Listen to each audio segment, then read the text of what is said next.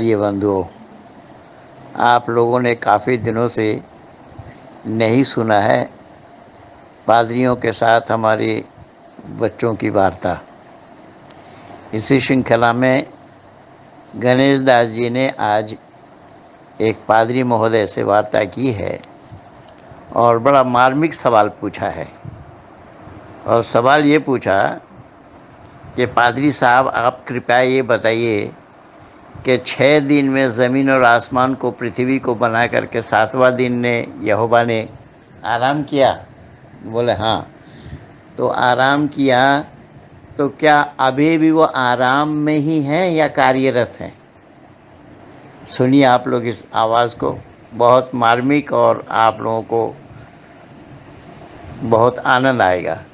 ये वीडियो अच्छी लगे शेयर कीजिए, लाइक कीजिए, सब्सक्राइब कीजिए, आइकन बेल दबाना ना भूलना। धन्यवाद के साथ महेंद्र पाल आर्य। हेलो। हेलो। हाँ हाँ पादरी साहब, आपने बोला था ना कॉल करने के लिए।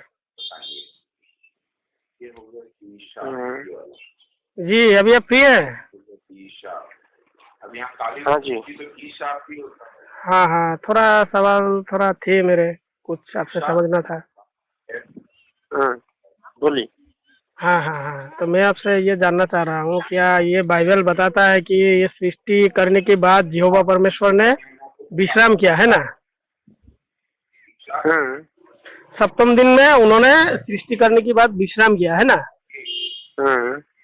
तो क्या, और ये अभी भी क्या वो क्या समझे हम, क्या विश्राम में ही है या उनका कुछ सिस्टम अभी काम चल रहा है?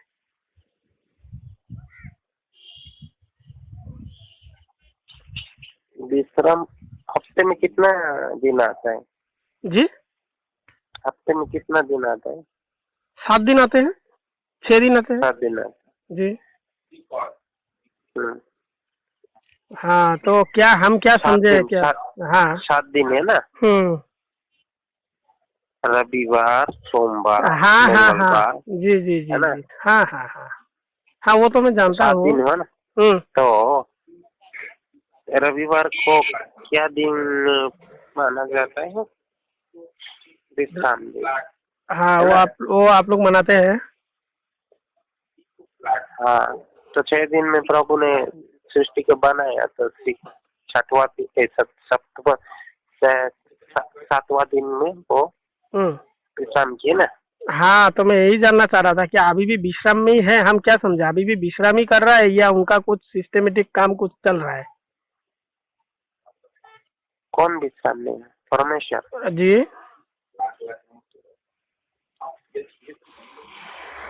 परमेश्वर कैसे विश्राम कर सकते हैं? नहीं, बाइबल तो बता रहा है कि 6 दिन में सृष्टि करने के बाद 7 दिन में उन्होंने विश्राम किया। बाइबल तो साफ साफ बाइबल में ये लिखा है। हाँ, सप्तम दिन फिर में अगला उन्होंने दिन विश्राम हुआ किया। कि नहीं? हाँ हाँ, तो ये कौन सी आयत में है, ये आपको मैं बोल रहा हूँ। ठीक है, ये बाइबल बताता है कि उन्होंने, हाँ, ये सप्तम दिन ईश्वर ने विश्राम किया। ठीक है, उसके बाद आ गया प्रथम मानव की उत्पत्ति, द्वितीय विवरण। ठीक है, यहाँ मैंने ये आसामीस में है मेरे पास।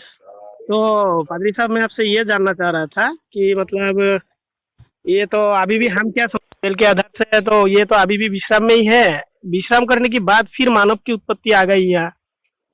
विश्राम करने के बाद क्या परमेश्वर फिर काम पे लग गए हैं क्या?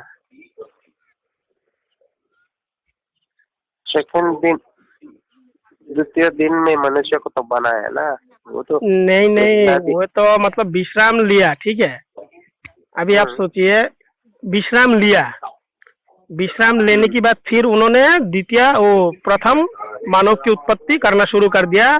उन्होंने अपने प्रतिमूर्ति में आदम को बनाया है ना?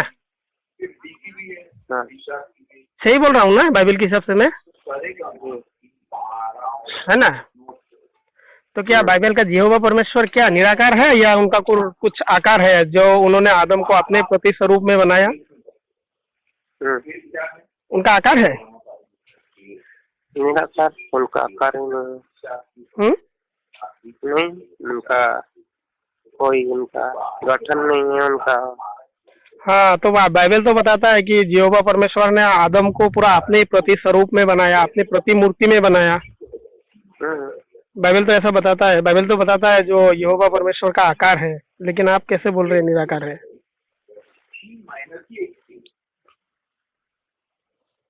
नहीं, अरे आकार मतलब सुनिए सुनिए, तीन तरीका से परमेश्वर बनाए गए हैं, है ना। सोचिए आपके नाक अगर वहाँ ना होके पैर में होता, सोचिए आपके नाक अगर मुंडी में ना होके पैर में होता तो क्या होता सर? ये तो कोई बात नहीं हुआ। मैं सुनिए बोल रहा हूँ ना। तो ये शरीर है हमारा, है ना। परमेश्वर ने कर शरीर है ये हमारा, है ना। तो परमेश्वर सही तरीका से हर जगह हर चीज का हर एक अंग को सही जगह पे हमारा फिक्स किए, है ना। ये तो शरीर में आता है। तो हमारा ये मनुष्य का जीवन 3 तरीका से बनाया गया, है ना। क्या क्या है? शरीर, आत्मा और प्राण। वो तो नहीं, ये तो बहुत आत्मा है। नहीं पादरी साहब, मैं आपसे वो जानना नहीं चाह रहा था। मैं बाइबल के हिसाब से आपसे जानना चाह रहा था कि बाइबल ने बोला कि यहोवा परमेश्वर ने अपने सकल सूरत के जैसा अपनी प्रतिमूर्ति में, अपनी इमेज में एक इंसान को पैदा किया, वो था आदम। तो क्या यहोवा परमेश्वर का आकार है? तो ये तो बाइबल बता रहा है, पर यहोवा परमेश्वर का आकार है, तो ये तो बाइबल बता रहा है। आप कुछ दूसरी और खींच रहे हैं मुझे। ये तो बाइबल बता रहा है ना, यहोवा परमेश्वर आकार है, वो निराकार नहीं है। जिसका प्रतिमूर्ति हो, जिसका अपने इमेज में दूसरे किसी आदमी को बना दे, उसके जैसा हुबहू हो, तो उनका भी तो शकल सूरत होना होगा। ये तो बाइबल बता रहा है, ये तो बाइबल बता रहा है। और यूट्यूब पे वीडियो आपका है क्या? वो हमारा नहीं है। तो किसका है वो? हम उनका स्टाफ। अच्छा, उनका नंबर है क्या आपके पास? नहीं। अच्छा, नहीं, ये तो बाइबल तो खुद बता रहा है कि परमेश्वर का आकार है, परमेश्वर निराकार नहीं है। बाइबल तो बता रहा है, ये तो आप बोलने से तो नहीं होगा। हाँ, बराबर। हाँ, वही तो। यहोवा परमेश्वर आकार है, एक व्यक्ति विशेष का नाम ही यहोवा है, ऐसा तो बाइबल बता रहा है ना। हेलो जी गणेश भाई। हाँ, क्या हुआ? लांड लुंड ये सब क्या बोल रहे थे? गणेश भाई गाली गलौज पे क्यों आया तो यार? गाली नहीं, आप लोगों ने शुरू किया ना, आप लोगों ने शुरू किया ना, मैंने थोड़ी शुरू किया।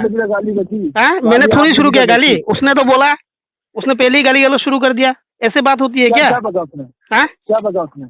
क्या नहीं, उसने पहले ही बोला था इस शिवलिंग की लांड की पूजा करते हो, पहले ही बोला। उसके बाद मैंने बोला कुछ। क्या जरूरत है ऐसे गाली क्यों देते हो?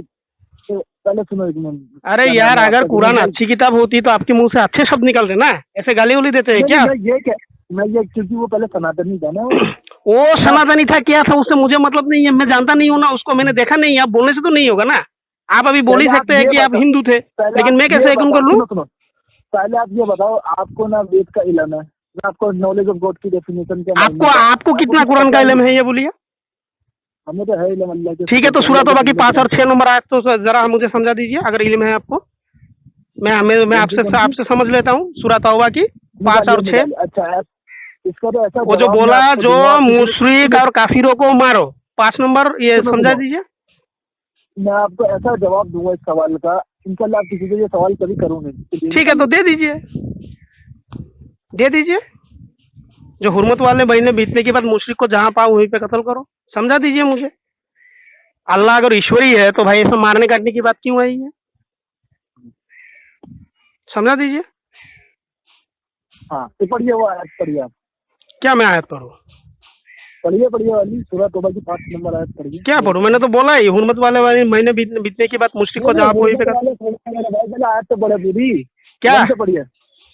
तो क्या हिंदी में बोलने से नहीं होता है क्या? क्या चीज? हिंदी में पढ़ने से नहीं होता है क्या? नहीं, आप पढ़िए ना, किसी भी में पढ़िए, हिंदी में पढ़िए, इंग्लिश में पढ़िए। तो मैं तो बोला ही ना, सूरह तौबा की 5 नंबर आयत को जरा समझा दीजिए मुझे। देखिए वहाँ पे क्या लिखा हुआ है। एक से तो पढ़िए मेरे भाई, एक आयत से तो पढ़िए। अरे भाई एक आयत से पढ़ेंगे तो वहाँ पे अल्लाह और उसकी रसूल से वो कुछ मायदा हुआ था, ठीक है। उसकी बाद पहले ये बताओ कि वेद में मारपीट काट ये सब नहीं है? पहले आप जो ये दावा है कहाँ है? मैं दावा करता हूँ नहीं है। दावा है आपका? दावा है, बिल्कुल चैलेंज है मेरा, है नहीं। लाइए वेद। अच्छा। वेद में आपने वाला मंत्र पढ़ा है जिसमें लिखा हुआ है अधर्मी को काटो मारो? कहाँ लिखा है? कहाँ लिखा है? कौन सा वेद है ये बोलिए? अथर्ववेद है। अथर्ववेद है तो आप वही पे रुकिएगा, मैं आपको वही अथर्ववेद से एक, आपके पास वेद है कि नहीं है अभी? नहीं, वेद तो नहीं है मेरे पास। आपके पास वेद नहीं है ना, तो इस टॉपिक को छोड़िए। अगर वेद होता तो सच्चाई क्या है झूठी क्या है मैं आपको अभी क्लियर कर देता। एक मिनट में आपको अरे भाई, आप जिस वेद का बात कर रहे हैं ना, सुनिए नहीं, सुनिए, काटिए मत, भागिए मत, मैं क्लियर कर रहा हूँ, अभी क्लियर कर दे रहा हूँ, भागिए मत। जिस वेद का बात आपने किया है ना, ये मैक्स मुलर की भाष्य क्या है? मुल्ला भाग गया।